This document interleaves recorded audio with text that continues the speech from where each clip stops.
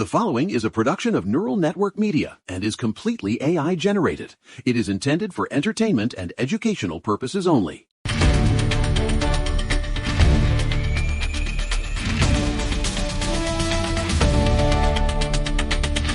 Good morning, Patriots. It is Friday, April 10th, 2026, and you are listening to The Neural Right. I'm Diane Albright, and I have my flag scarf on tight because today is a day for some serious truth-telling.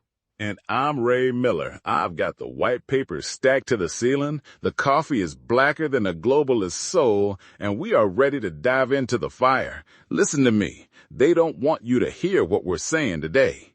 Oh, please, they never do, Ray, but we've got a solid show today. A really fascinating mix of common sense winning in the courts and the total collapse of reality in our big cities. We're going to get into it all. We have to.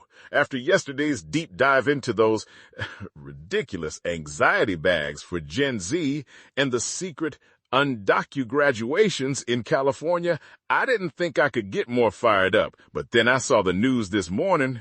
Right? Yesterday was a circus, but today we start with a little class. Let's talk about the First Lady. Melania Trump stepped into the grand foyer of the White House yesterday and did something the media absolutely hates. She spoke the truth for 6 straight minutes. They can't handle it. Give me a break. For years, these ghouls in the press and the basement dwellers on social media have been trying to link her to Jeffrey Epstein. It's been this persistent, nasty little smear campaign. Well, she finally said enough. According to the Post and several other outlets, she delivered a televised statement categorically denying ever having a relationship or even a friendship with Epstein or Ghislaine Maxwell. She was never on the plane. She was never on the island. I've seen the manifests. I've looked at the documents. Her name isn't there. But you know whose names are? The same elites who are trying to tear her down. Exactly. Honey, no, she dismantled the introduction myth. The idea that Epstein introduced her to Donald. She set the record straight. They met at a party at the Kit Kat Club in 1998, and Epstein had zero to do with it. She called these people devoid of ethical standards. And you know what? She's right. She looked right into that camera and demanded a public hearing for the victims. That's the pivot. That's the hammer right there. She's not just defending herself. She's calling for the documents to be unsealed. She's calling for the legislative action that the globalists have been blocking for years. They want to hide the names of the pot-bellied vampires, but Melania is shining a light in the dark corners. I love it when she gets aggressive. It's that quiet strength, Ray. She's the one who's been the target of the most vicious ingrates in the media, yet she stays poised while calling them out for their lack of humility. It was a reality check for the entire Beltway. They're terrified of her because she doesn't play their game. Speaking of people playing games, Diane, have you seen what's happening in New York City? Mayor Zahan Mamdani, the first Democratic Socialist mayor, it's over for that city. It's over. Oh, Ray, don't even get me started on New York. Are you kidding me? They elected a man who basically wants to turn the Big Apple into a giant commune, and now they're shocked that the bills are coming due. He's facing a $10 billion deficit. Listen to me, $10 billion. And his solution, according to the Empire Center, he's pushing for a $23 billion tax hike. He wants a 2% surcharge on anyone making over $1 million. Do you know what that does to the tax rate? It pushes it to what, 16.8%? 16.8, the highest in the nation. It's nearly 3 times the national median. And they think people are just gonna stay and pay it? Honey, no. The top 1% already pays 40% of the city's income tax. If even 2% of those people leave, and they have private jets, Ray, they can leave this afternoon, the whole system collapses. They're already leaving, but Mamdani doesn't care. He wants universal childcare and free bus transit while the city is literally bleeding out. And the safety crisis? My God, emergency workers are being attacked and City Hall is silent. They're more worried about socialism than they are about the guy getting stabbed on the subway. It's the elite mindset. They look down on real New Yorkers who just want to go to work and not get mugged. They treat common sense like it's a foreign language. But you know who is using common sense? The Trump administration. They're finally doing what we've talked about for years. They're draining the swamp by moving it out of D.C. Yes! Get them out! Send them to the regions they actually manage. Exactly. The U.S. Forest Service is officially moving its headquarters to Salt Lake City, Utah. Think about that. Instead of some bureaucrats sitting in a marble building in D.C. deciding what happens to a forest 3,000 miles away, they're going to be in the West. Agriculture Secretary Brooke Rollins said it best. Stewardship is achieved on the ground, not behind a desk in the Capitol. They're moving 260 positions to Utah. And get this, they're shuttering all 9 regional offices and replacing them with 15 state-based directors. State-level accountability. That's right. They're cutting the expert class down to size. They're closing 57 research facilities. They're consolidating it all. This is how you break the back of the administrative state, Diane. You physically remove the tumor from the body. A bit graphic, Ray, but I agree. If you want to change the culture of these agencies, you have to get them out of the DC bubble. It's the same thing with the Department of Education. They're dismantling that physical footprint, too. It's about returning power to the states. You know, that thing called the Constitution? The what? The globalists don't recognize that document. They think it's a coaster for their expensive lattes. But the courts are starting to remind them. Look at California. Judge Roger Benitez just ordered the state to pay $4.5 million in attorney's fees. Oh, this was a beautiful victory for parent rights. Give me a break. California tried to tell teachers they had to lie to parents if their child was socially transitioning at school. They called them secrecy policies. Secrecy zones in our schools. Well, the Supreme Court already blocked it back in March, but now the state is being forced to pay for its arrogance. $4.5 million. Peter Breen from the Thomas More Society said it sends an unmistakable message. If you trample the rights of parents, you're going to pay for it. Literally. It's about time. These schools think they own our children. They think they are the primary stakeholders. No, the parents are the stakeholders. We are the ones who bring them into this world, not some blue-haired administrator with a clipboard. It's the mama bear in all of us, Ray. We've had enough of the ingrates trying to co-parent with us. And it's not just the schools. The courts are finally holding violent criminals accountable too. Acting Attorney General Todd Blanche just authorized the death penalty for 3 MS-13 gang members in LA. Finally, some real justice. It's a great correction. These thugs murdered a cooperating witness at a grocery store in South LA. The victim called 911 twice, and the second call caught the sound of the gunshots. It's chilling. But Todd Blanche isn't playing the restorative justice game. He's seeking the ultimate accountability. If you take a life, you forfeit your own. Exactly. First Assistant U.S. Attorney Bill Esseley said thugs and terrorists will find no shelter under this administration. That's the common sense people voted for. Listen to me.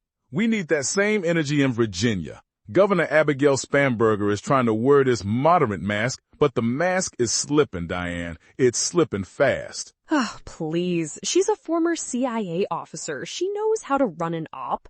She campaigned as a centrist, but as soon as she got into office, she started rescinding cooperation with ICE. She's got a Monday deadline to sign a massive gun control slate. And now the RNC is suing because of never resident voting. This is huge. They're suing to stop people who have never lived in Virginia from voting there. Think about the potential for fraud. It's an attack on election integrity. Spanberger's approval is already split 47 to 46, and people are realizing they were hoodwinked. It's the classic bait and switch. But Virginians are smart. They see the radical shift. They see what happens when you let the elites take the wheel. speaking of taking the wheel, right, we need to talk about what's actually powering the country or what's not powering it right now. But first, let's deal with a hard reality. Real independence isn't free. This entire network, from this show to our flagship, The Neural Daily, exists because one man, Eric Christensen, decided to build it himself. He didn't ask for a government grant. He invested his own capital and technical expertise to architect a media platform that respects your intelligence. If you value that kind of meritocratic building, back it up. And don't limit yourself to just the politics. Get the full strategic picture by subscribing to The Neural Daily and the rest of the network. Support the builder, and you support the mission. Support the mission, because the globalists sure aren't going to do it. They're too busy letting the world burn. Well, speaking of burning, let's get to the main event today, the economy. And I'm not talking about some abstract numbers on a screen. I'm talking about the sticker shock that every American felt this morning when the March CPI report dropped. It's a disaster. Inflation jumped to 3.4% annually. It rose nearly a full percent in March alone. That's the largest one-month increase since 2022. They told you it was cooling. They lied to you.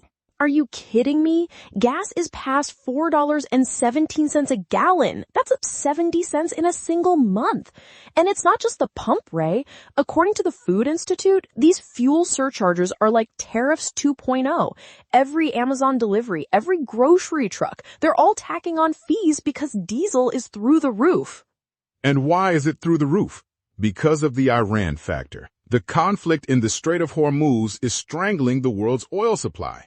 Crude is at $114 a barrel. $114. It's active realism coming home to roost. The 2026 National Defense Strategy was just released, and it's a peace through strength framework, but we are in a transition period that is painful. We're seeing GPS jamming and spoofing as a constant of modern conflict. Listen to me. This is navigation warfare. In the Strait of Hormuz, 970 ships a day are getting jammed. Traffic has dropped 20% because captains are afraid to sail at night. If you can't trust your GPS, you're flying blind. Even Finnair pilots are saying it's a daily nuisance near the Russian border. It's the invisible front line. Our enemies know that if they can mess with the signals that power our economy and our transport, they don't even have to fire a shot to hurt us. It's why the industry is pushing for backup systems. We've become too reliant on a utility that the globalists forgot to protect. They didn't forget. They want the chaos. They want the interdimensional vampires to feed on the instability. But the Trump administration is fighting back with the Islamabad initiative. We saw yesterday that they brokered a pause in Operation Epic Fury, but the economic damage is already done. And that damage translates to the kitchen table.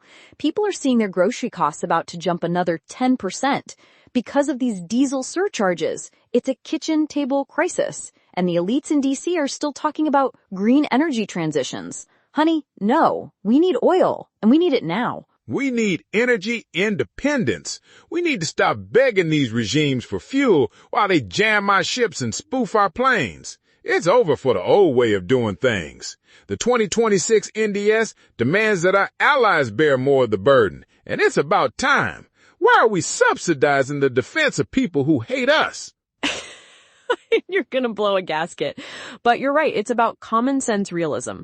We have to protect our own airspace sovereignty. We have to protect our own borders.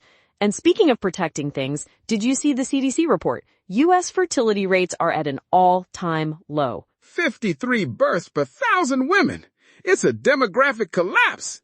They are engineering a world where no one has kids so they can replace us with a compliant globalist workforce. It's economic uncertainty and delayed marriage, Ray, but it's also a cultural rot.